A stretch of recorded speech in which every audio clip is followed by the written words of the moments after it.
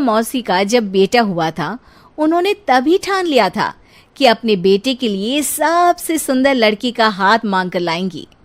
श्रीवास्तव मौसी को भी बचपन से हीरोइन बन के रहने का बड़ा शौक था, तो बहू भी उनको हीरोइन जैसी ही चाहिए थी। एक दिन उन्होंने मिस गाजियाबाद डिम्पल से उसकी शादी करवा दी। यहाँ बस एक ही दिक्कत थी, डिम्पल को फेस मास्क बनाना तो आता था, पर आटा गूंथना नहीं आता था। बातें तो पक्की पक्की करती थी, पर रोटियां कच्ची पक्की बनाती थी। कमला बहन, मानना पड़ेगा, आप शहर की सबसे सुंदर लड़की को ब्याह कर ले आई है अपने बेटे के लिए। अब इसमें हमने तो कुछ नहीं किया भाई साहब, सब ऊपर वाले की कृपा है। जी जी, तो क्या क्या कर लेती है आपकी बहू? सब कुछ। जाओ बेटा डिम्पल, शर्मा जी के लिए थोड़ा नाश्ता पानी बना लाओ। डिम्पल नजदीक जाकर श्रीवास्तव मौसी के कान में फुसफुसाती है। मम्मी जी, नाश्ता बनाना तो नहीं आता, सिर्फ पानी ले आओ। अरे बेटा, तुझे देखने कितने लोग आए हैं, इन सबको पानी पिलाने का ही इरादा है क्या? सुंदर हूँ इसलिए देखने आए हैं। क्या करूँ, मैं इतनी सुंदर हूँ तो आप ही बताओ ना, क्या करूँ मैं? अरे बेटा, कुछ मत कर, खाना बनाना सीख ले बस। श्रीवास्तव मौसी के लिस्ट में सुंदरता सबसे ऊपर आती थी और उन्हें उसी का फल मिला। उनके माँ, कैसी बहू ढूंढ कर लाई हो?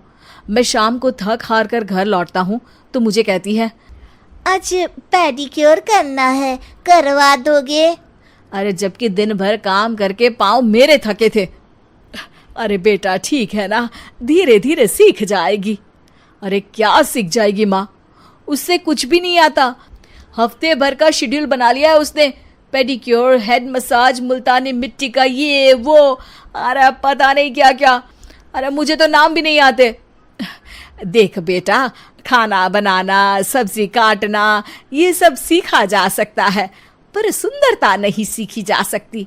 इतनी सुंदर बहू मिली है, फिर भी तू खुश नहीं है, कैसा बेटा है तू?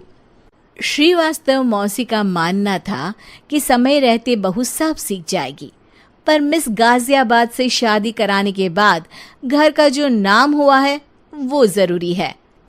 अरे सबकी बहू खाना बना लेती है, हमारे घर में तो काम वाली दीदी भी है, पर हमारे घर में जितनी सुंदर बहू है ना, उतनी किसी के घर में नहीं। फिर एक दिन वो हो गया जो नहीं होना चाहिए था, डिम्पल को पिंपल हो गया।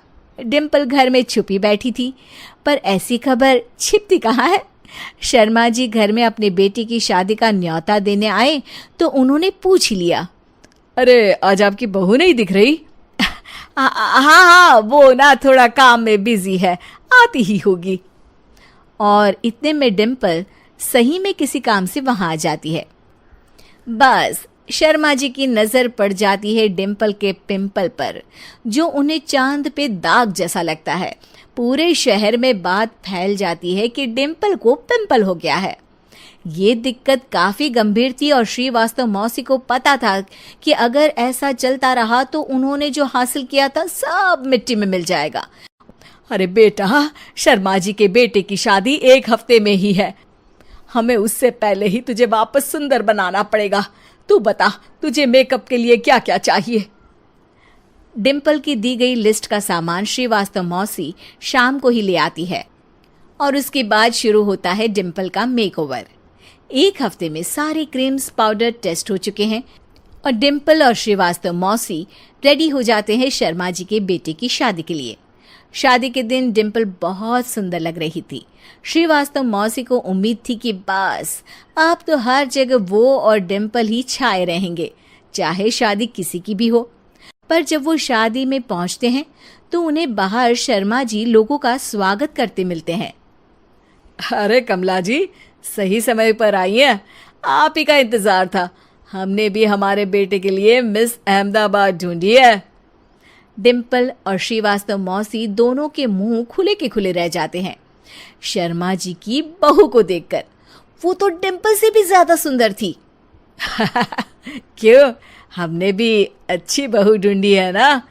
हाँ हाँ शर्मा जी, बाकी आजकल के ज़माने में सुंदरता से क्या होता है भाई।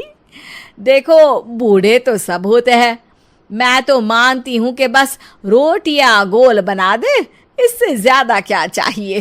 सुंदरता का क्या है, ढल जाती है, पर गुण वो हमेशा रहते हैं।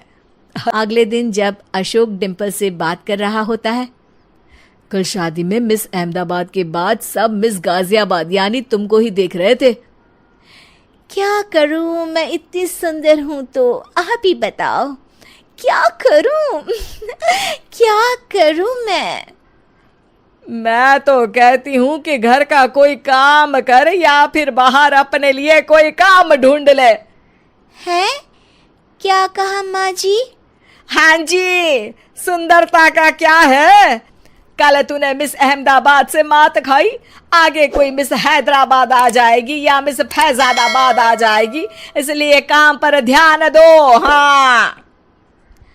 और कुछ महीनों बाद, अरे बहू, काम करने के बाद तू सुंदर नहीं, अति सुंदर हो गई है।